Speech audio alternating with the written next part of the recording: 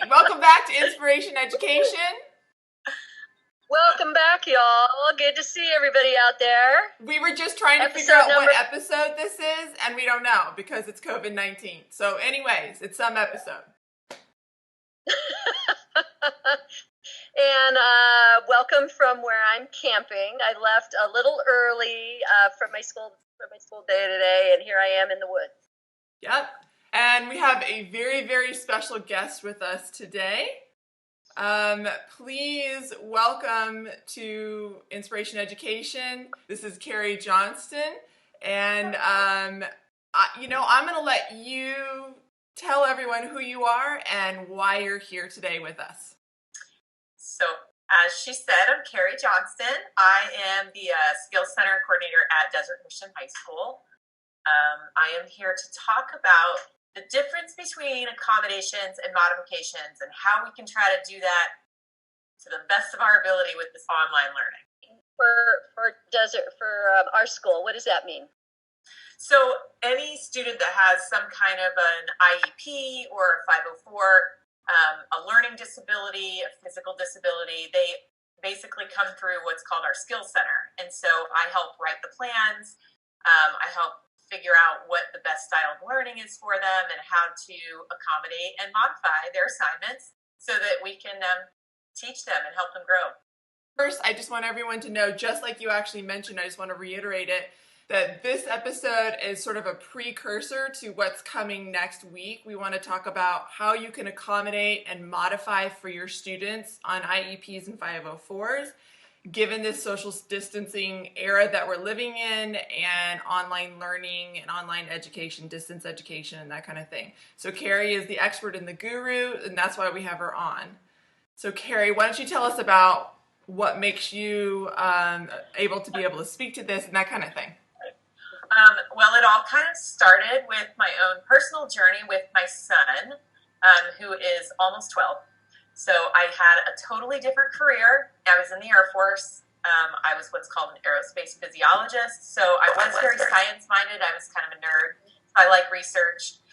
But when he was born, he had all sorts of things going on that weren't typical. And so being the nerd that I was, just started researching and figuring out what's normal development, what's not normal development.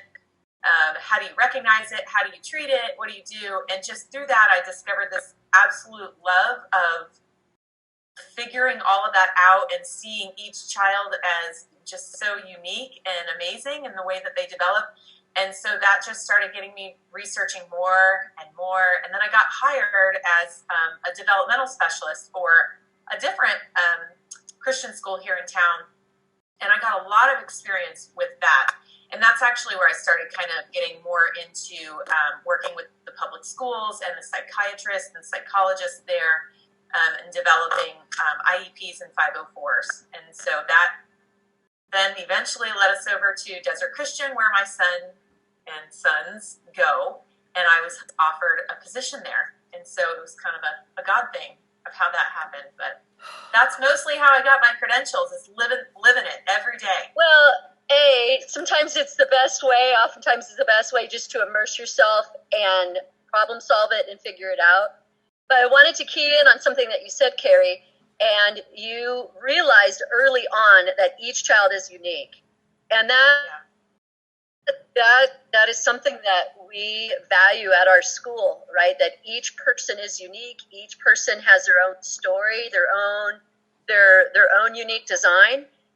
And we want to meet the needs of every student. So when we say Skills Center, we also mean kids who are quote unquote gifted and talented, but also being a resource to any kid, right? We want to minister to the need of every single learner. Right. Amen?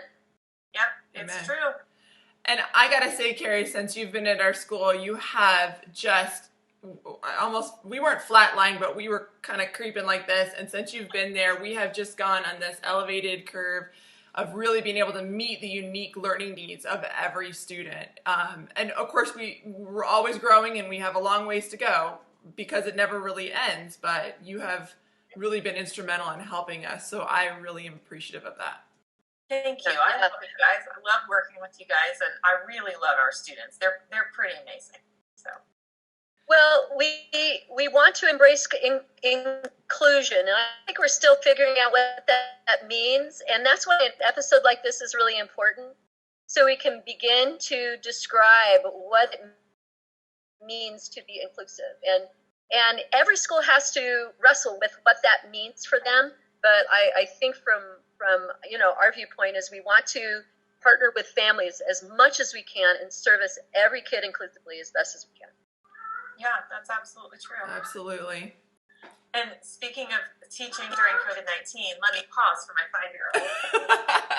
So why don't we then just dig right in? Because Lord knows none of us have a lot of time for fluff. So, I mean, let's talk about what are the differences between accommodations and modifications. So, can we see the accommodation or modification screen? Yes. Awesome.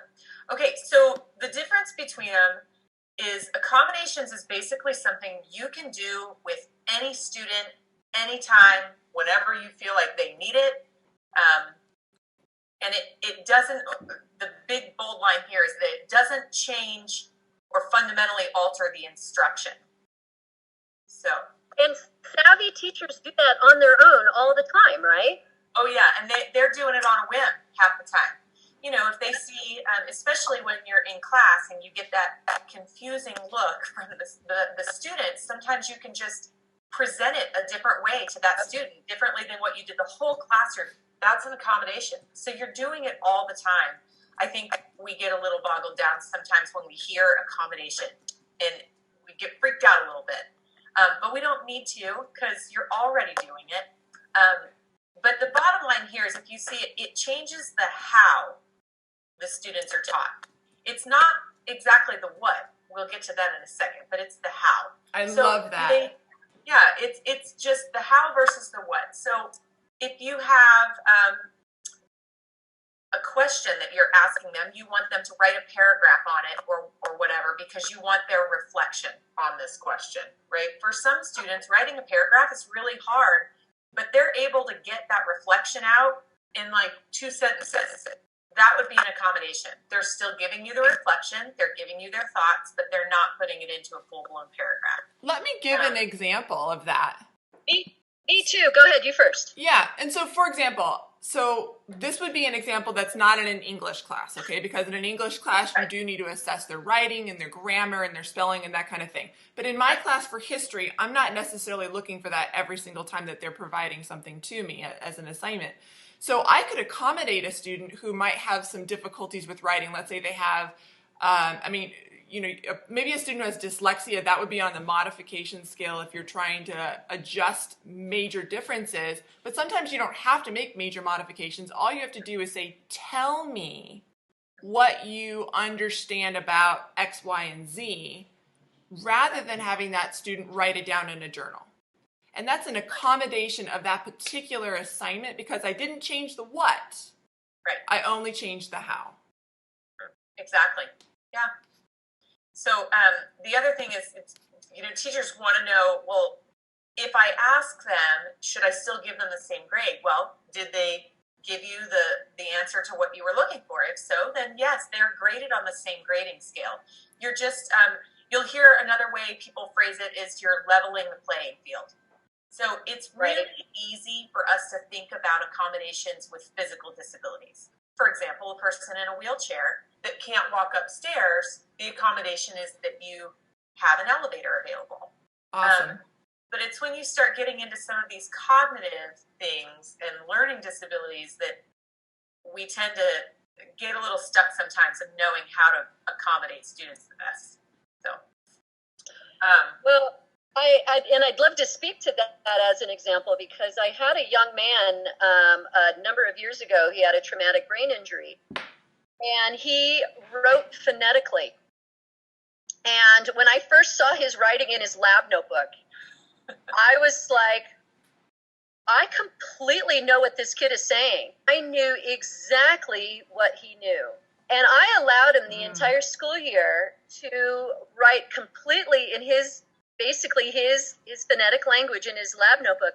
The kid was brilliant. The kid ended up graduating at National Honor Society, and he was so smart. But if I had demanded correct spelling and grammar and so on, he would have been, well, demoralized,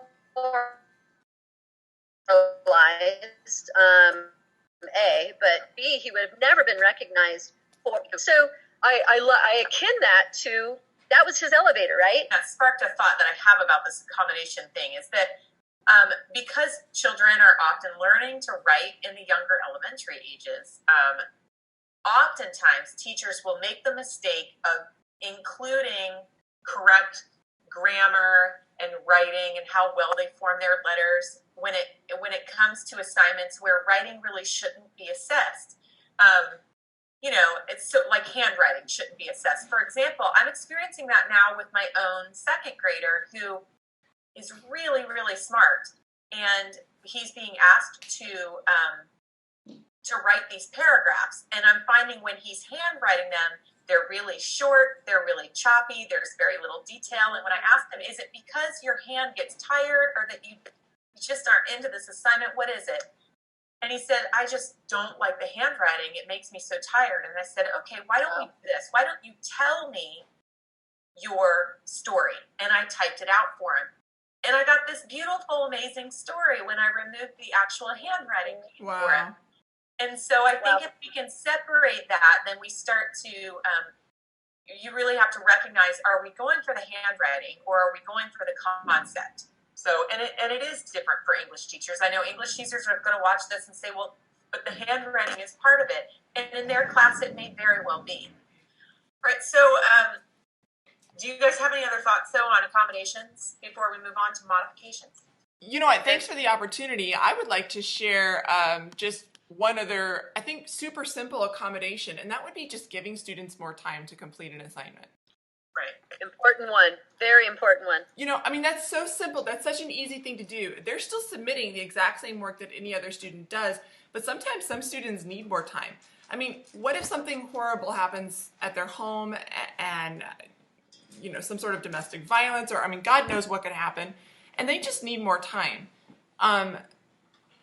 You know, I think, though, sometimes there are teachers out there who think that that's not okay to do, to give students more time, that it's not fair. Do you want to speak on that for a minute, Carrie? Yeah, especially the not fair. I'm glad you brought that up, because that, I think, is kind of a wall, a barrier that we need to start to knock down. Because not everything in life might be fair, but we're expected to do what's right for our students. And so what's right for one isn't right for another. What's the real goal? Is the real goal that you want them to get the concept or to get the learning standard? Or is it that you want them to do it in a time frame? I mean, what's the lifelong lesson there? It's not that they can do something in a period of time. It's that they get this concept that we're trying to teach them. Bravo. That's exactly right. If we're teaching to standards, it should be about meeting that standard, not about having something due on April 24th.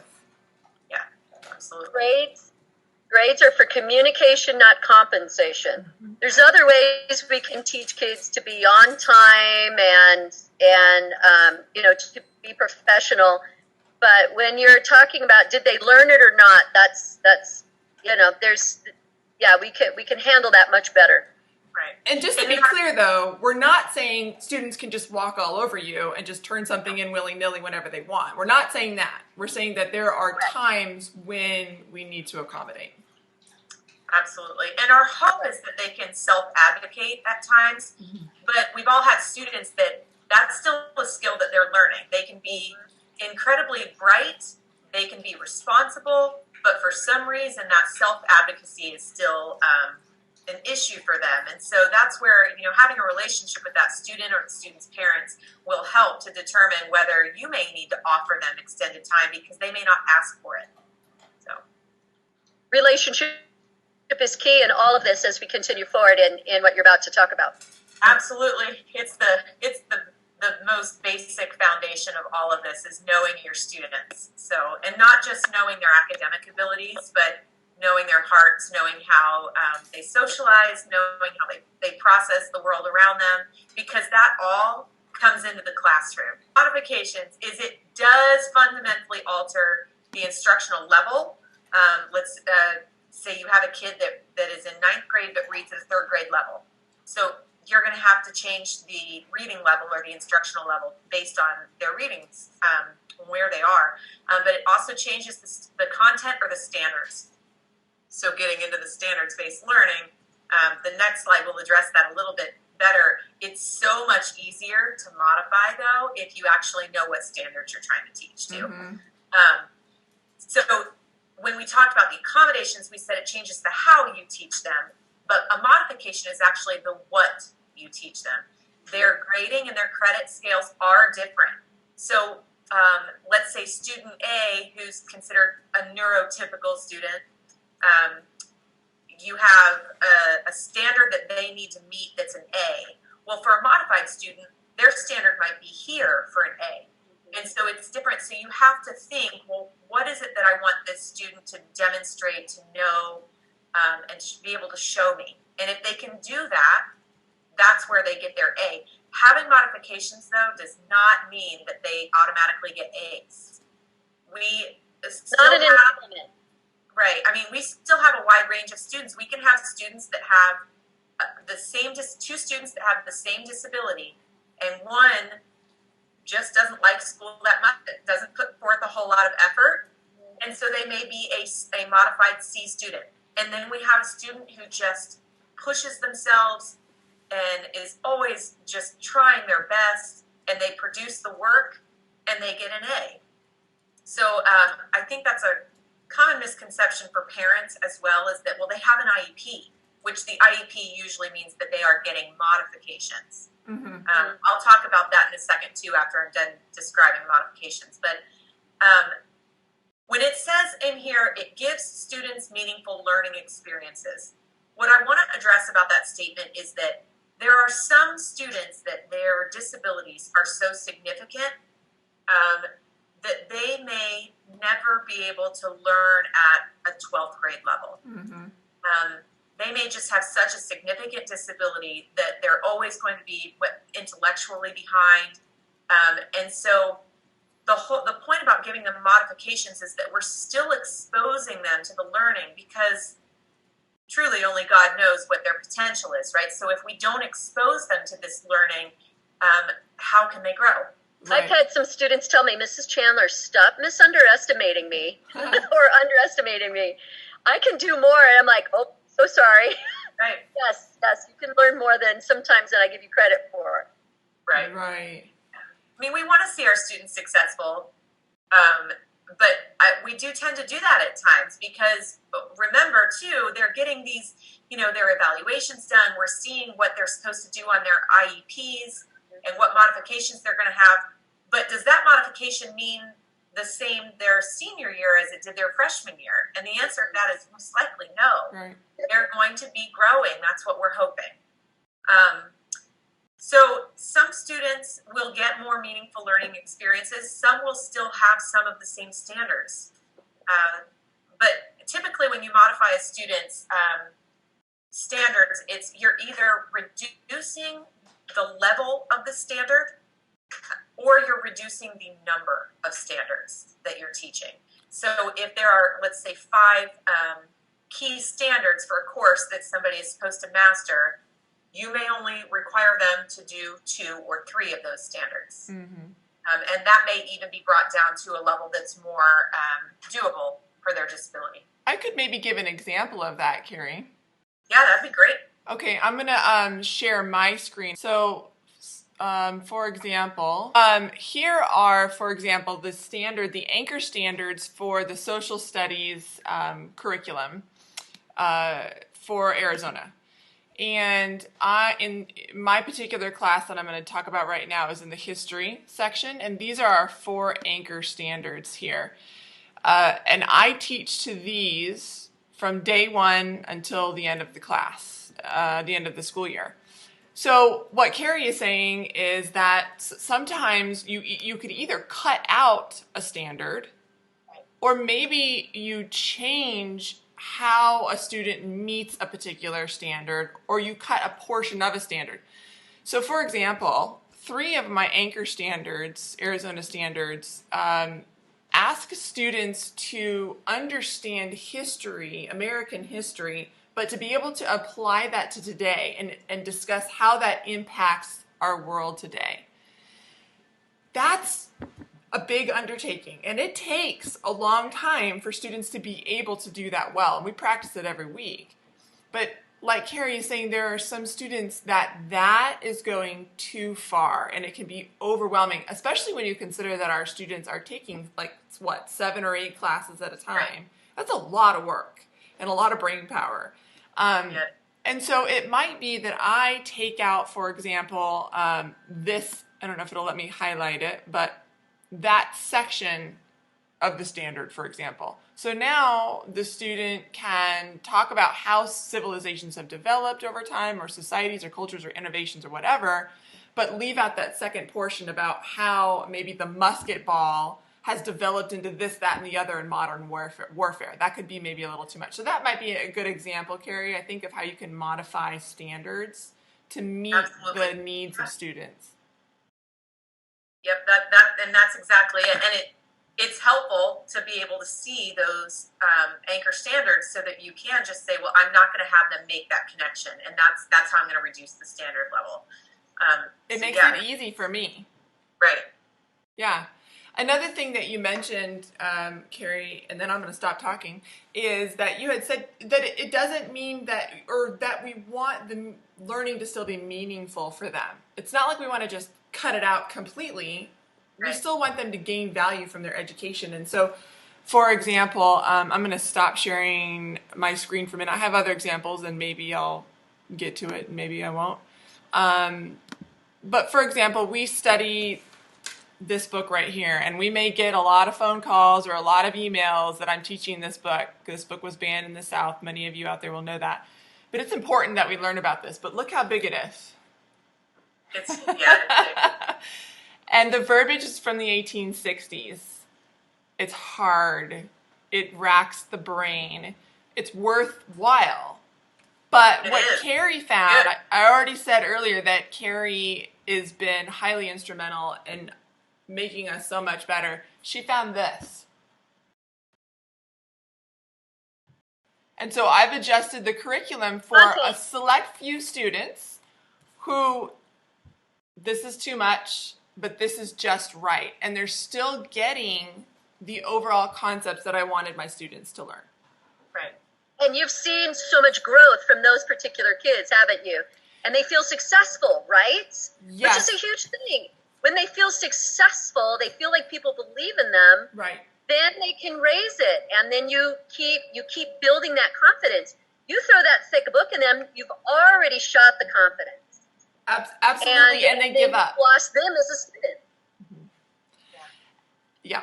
And I can very easily go through here and say chapters 1 and 2 match chapter 1 here. You have this question, you have this question. It's very, very easy to do. So I hear you say that it's easy. It makes me want to ask you a question, though, is it always easy doing this for a teacher? Or do you feel like sometimes it requires... So let's just say you made all of your students use that big, thick book, just regardless of whether they have an IEP, a 504, or whatnot. You only had to read one book. But now you've had to go and read the other book. And you've had to say, these chapters are this. So it does require more work on your part, but it was something that was easy because you've already read that book before. But ultimately, so I think one of the hurdles that teachers will say is that it just requires so much more work to do. The prep work can be a little bit more, but we're not going for what's easiest for teachers. We're going with what's best for the students. But I think, and I'm hoping you would agree, is do you find, though, that your teaching in collaboration with the students is easier after you've done the work? It's so much easier, and it's so much more rewarding. Right. And but I also would say, Carrie, 2 things. Number 1, if a teacher knows their content well, it's not that hard. Right. It's just not. I know this book inside and out. All I had to do was skim and go, oh, that matches here. right? So that's number one. But number two, and this would be a different episode, I think, but if you're teaching to a standard, the game is totally different. We're playing on a whole different ball field, and teaching just in and of itself is so much easier. I'm not having to create multiple choice tests, and so you're right. I think we will get into that. Well, and go ahead, Meg. Well, and then from my perspective, I focus on student-centered learning. So if the kids are driving the instruction, it is actually far easier for me, right? Because I am not blah, blah, blah, blah, blah, blah, blah, you better get it or not. The student is driving it. And like you said, Cassie, if it's standards-based, are they meeting the standard or not? You know, so, and I know we make it sound easy, but in a way it is. I think sometimes we make it harder than it has to be. Right. Yeah, it's like jumping off the high dive for the first time. Climbing up those stairs, it's like, nope, going back down. You know, and then you go up a couple more and you're like, no. But once you jump off, you're like, I could do that all day long. But it's doing it the first time. Yeah, it does seem overwhelming at first. And I think ultimately most teachers have the heart for these kids. They want to see them successful. And I think so frequently teachers downplay their own abilities and they think, I'm just not qualified for this. But some of the most amazing creative people I've ever met are teachers.